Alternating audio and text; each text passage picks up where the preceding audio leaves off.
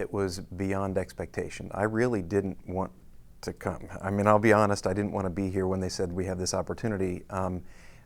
But when I got here, from start to finish, it was like Disney World.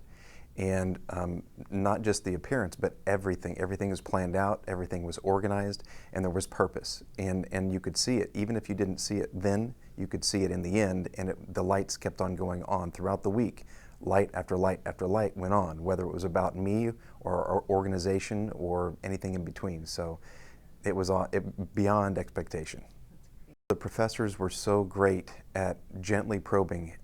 Ed was a master at taking you places where you really weren't comfortable going, but you needed to go.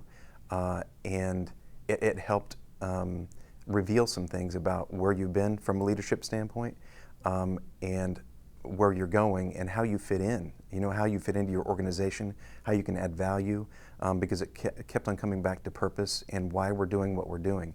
And especially with our business, which is education, we kind of lose that sometimes. Not that we lose it because we're always working with kids. We know that.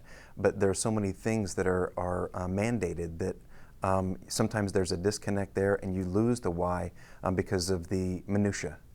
Not that it's not all important, but it kind of gets bogged down. So it really brought us back to the why, the why, the why, and don't lose that why, because it energizes everything else.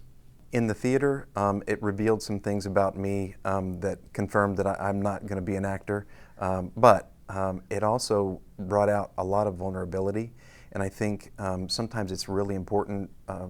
We kind of encase ourselves in a protective shield, and it brought out a lot of vulnerability. There were tears in there, there was laughter, and so it was really, all the guards go down because you're so far out of your comfort zone. It's a different orbit. But it was a great experience, and I learned a lot about the people that I work with, so it was a bonding experience as well. Very beneficial, but not one that I would want to do initially. One of the activities at Darden that was extremely beneficial was one of the closing activities or exercises, and there were a lot of tearful eyes in the group, and it was because of I think Thanksgiving, the gift of leadership, the gift that we all have in our positions to lead, and the gift that others have been there for us in the past that have led us to this point that you really might not otherwise recognize. And what are you going to do with it? Where are you going to take it? And the responsibility that we have to own it and to nurture it and to carry it forward. But one of the exercises seemed impossible. I mean, when I got that sheet, when I heard it, I thought, this can't be done.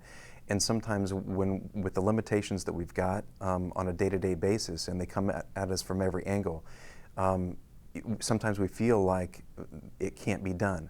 But when we accomplished as a group activity, and when we all got it, we just looked at each other and said, no way, this can't be done.